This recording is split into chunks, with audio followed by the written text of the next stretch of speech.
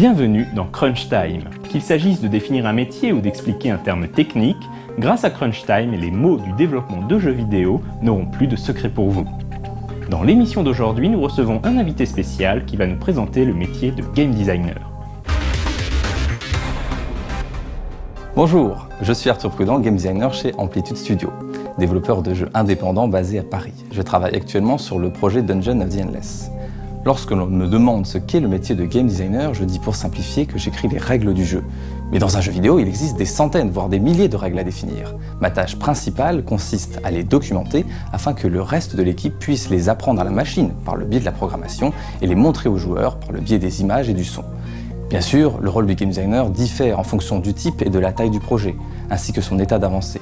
Lors de la phase dite de préconception, c'est-à-dire lorsque l'équipe n'est pas au complet, le game designer doit écrire les grandes lignes du jeu, ce que va faire le joueur, les épreuves qu'il rencontre, le contenu qui sera proposé. Cela permet au chef de projet d'envisager le budget nécessaire et le déroulé de la seconde étape, celle de la création du jeu à proprement parler. Pendant cette phase, la réalité rattrape le game designer. Il est presque impossible de décrire sans faille le design d'un jeu en amont.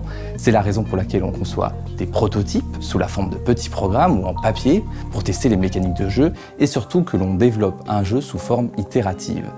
Cela signifie que le game designer décrit une fonctionnalité, elle est implémentée puis testée et suivant les retours, il faut mettre à jour la documentation et recommencer le processus jusqu'à atteindre la perfection ou les limites du budget.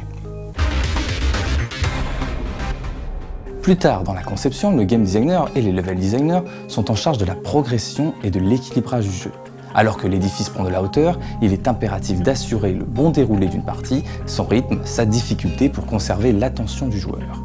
Il arrive que l'on compare le game designer à une machine à produire des idées en pagaille. Mais en vérité, il travaille avant tout dans le cadre fixé par de nombreuses contraintes, qu'elles soient celles d'un producteur, d'un client, d'un budget ou la vision du directeur créatif. C'est là le défi et l'intérêt du métier. De plus, il est un récepteur et non pas un émetteur à idées. Tout le monde a des idées et des remarques à faire. Son talent réside dans le tri et la formalisation de ces informations en conservant au maximum la cohérence du jeu. Il doit être capable de se mettre à la place du joueur ciblé par le produit pour comprendre ses attentes et ses réactions. Le game designer n'est pas enfermé dans une tour d'ivoire, mais plutôt au carrefour des métiers qui constituent une équipe de développement. Il doit sans cesse communiquer dans les deux sens avec les programmeurs, les graphistes et les chefs de projet. Il passe la plupart du temps à exposer ses décisions et à en débattre plutôt qu'à réfléchir à des solutions aux problèmes rencontrés. Le profil d'un game designer est assez hétéroclite. Il s'agit à la fois d'un métier créatif, mais qui demande une grande rigueur, de l'organisation et beaucoup de logique. Des connaissances en art ou en programmation sont toujours un plus pour comprendre et dialoguer avec le reste de l'équipe. Sa capacité à communiquer est primordiale, que ce soit par document ou à l'oral, car il s'agit du cœur de son métier.